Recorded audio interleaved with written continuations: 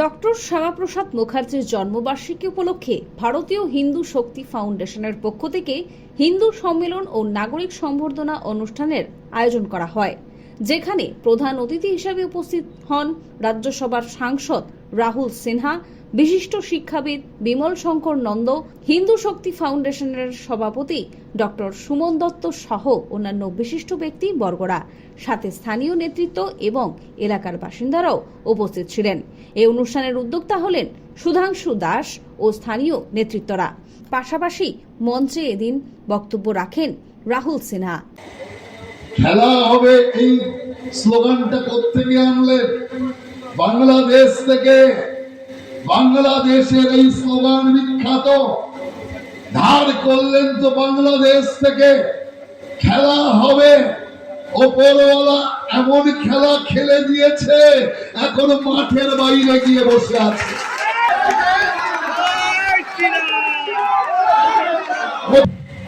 জয় শ্রীরামকে মোকাবেলা করার জন্য নিয়ে আসলো জয় বাংলা।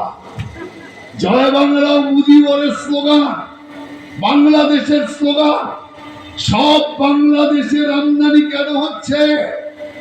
এই আপনাদের এই জায়গাটাকে আবার পশ্চিম বাংলাদেশ বানানোর ষড়যন্ত্র করেছিল, যে ষড়যন্ত্রকে ঈশ্বর আর আপনারা মিলে আটকে দিয়েছে।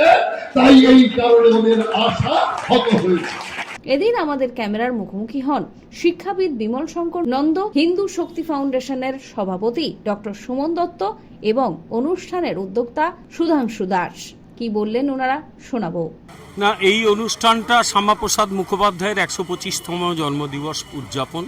জানেন গোটা পশ্চিম বাংলা জুড়ে সেটা হচ্ছে। আজকে সারা বাংলায় প্রচুর অনুষ্ঠান হয়েছে এবং 1 বছর ধরে 125 বছর পূর্তি অনুষ্ঠান চলবে। তো আজকে এত মানুষ এসছেন। শ্যামাপ্রসাদ মুখার্জিকে তো ভুলিয়ে রাখা হয়েছিল, তার আলোচনা হতো না, পাঠ্যপুস্তকে তার নাম থাকতো না। আজকে আমরা অন্তত শ্যামাপ্রসাদ মুখার্জিকে জানতে শিখছি, বুঝতে শিখছি। সেই দিক দিয়ে এই সভা অত্যন্ত সময়োপযোগী এবং সার্থক একটি সভা। 125তম ডক্টর শ্যামাপ্রসাদ মুখার্জির জন্মদিন, সেই উপলক্ষে আমাদের এই বিধানসভার যিনি সভাপতি সুধাংশু দাস এই আয়োজন করেছেন। সেখানে বিশিষ্ট শিক্ষাবিদ, স্কুলের শিক্ষক, ক্লাব সম্পাদক থেকে শুরু করে উপস্থিত আছেন। এইভাবেই আমাদের সুন্দর একটা অনুষ্ঠান সম্পন্ন হলো।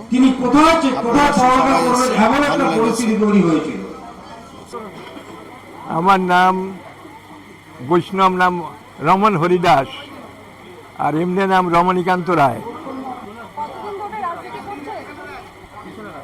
রাজনীতি তো আমার মানে 1990। হ্যাঁ,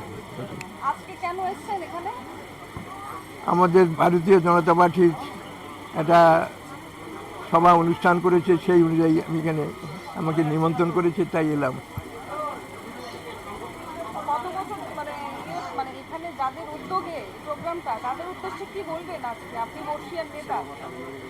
এদের উদ্যোগ অত্যন্ত মহান।